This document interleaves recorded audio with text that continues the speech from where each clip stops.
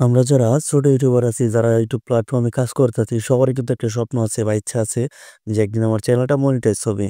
ধরেন আপনার চ্যানেলটা মনিটাইজ হয়েও গেল 50K বা 60K সাবস্ক্রাইবার, তখন আপনার চ্যানেলটা মনিটাইজ।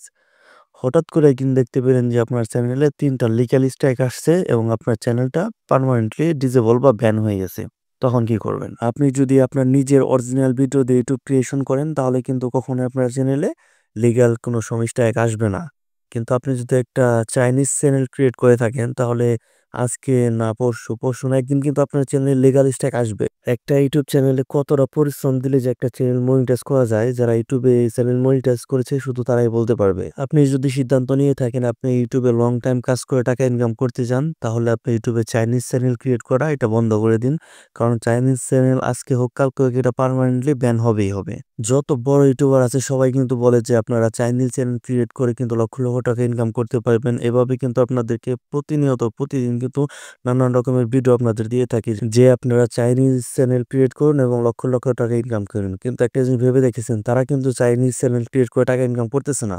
কারণ তারা জানে এটা একদিন ব্যান হবে। কারণ এটার মধ্যে নরমালি এটা অন্যের ভিডিও, এখানে যে কেউ চাইলে তার এই যে লিগ্যাল স্ট্রাইক করে কিন্তু দিয়ে দিতে পারে।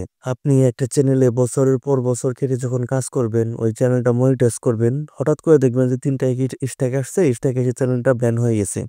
তখন আপনার কিছুই করার থাকবে না। কোনো বড় ইউটিউবার কিন্তু কখনো এই কথা বলবে না। কারণ তাদের ভিডিওতে ভিউ দরকার। তারা যদি বলে আপনারা চাইনিজ চ্যানেল ক্রিয়েট করেন, তাহলে আপনারা ওই ভিডিওটা দেখবেন এবং সেখান থেকে সে ভিউ কামিয়ে নিবে। আপনি যদি একটা চ্যানেল ক্রিয়েট করতে চান, তাহলে আগে একটু ভেবে নিবেন আপনারা কি চাইনিজ চ্যানেল ক্রিয়েট করবেন নাকি আপনার অরিজিনাল ভিডিও দিয়ে অরিজিনাল একটা চ্যানেল ক্রিয়েট করবেন। কারণ আপনি যখন একটা চ্যানেল ক্রিয়েট করে ফেলবেন, তখন আপনাকে ওই চ্যানেল হিসাবে কিন্তু কাজ দিতে হবে। আপনি যদি একটা চাইনিজ চ্যানেল তৈরি করে থাকেন, তাহলে নরমালি আপনাকে ওই চ্যানেলে চাইনিজ ভিডিও আপলোড দিতে হবে। আর চাইনিজ ভিডিওর চ্যানেল লং টাইম এটা কখনোই টিকে থাকে না। আপনি নিজেও জানেন ১ বছর বা ২ বছর পর চ্যানেলটা কিন্তু ব্যান হয়ে যায়। ইউটিউবে অনেক বড়, বড় চ্যানেল ছিল যে চ্যানেলের মধ্যে ২২ থেকে ২৩ মিলিয়ন পর্যন্ত কিন্তু সাবস্ক্রাইবার ছিল। তারপরে কিন্তু সেই চ্যানেলগুলা ৩টা স্ট্রাইক খেয়ে কিন্তু চ্যানেলগুলো ব্যান হয়ে গেছে। কারণ ওগুলার ভিডিও কিন্তু অরিজিনাল ছিল না। তারা চাইনিজ ভিডিও আপলোড করত এবং চাইনিজ ভিডিও আপলোড করলে কিন্তু নরমালি যে লিগ্যাল সে কিন্তু স্ট্রাইক দিবেই দিবে। তখন কিন্তু আপনি চ্যানেলটাকে টিকিয়ে রাখতে পারবেন না। আর ইউটিউব স্পষ্ট জানিয়ে দিয়েছে ৩টা লিগ্যাল স্ট্রাইক কিন্তু আসলে চ্যানেল অটোমেটিক্যালি কিন্তু ব্যান হয়ে যায়।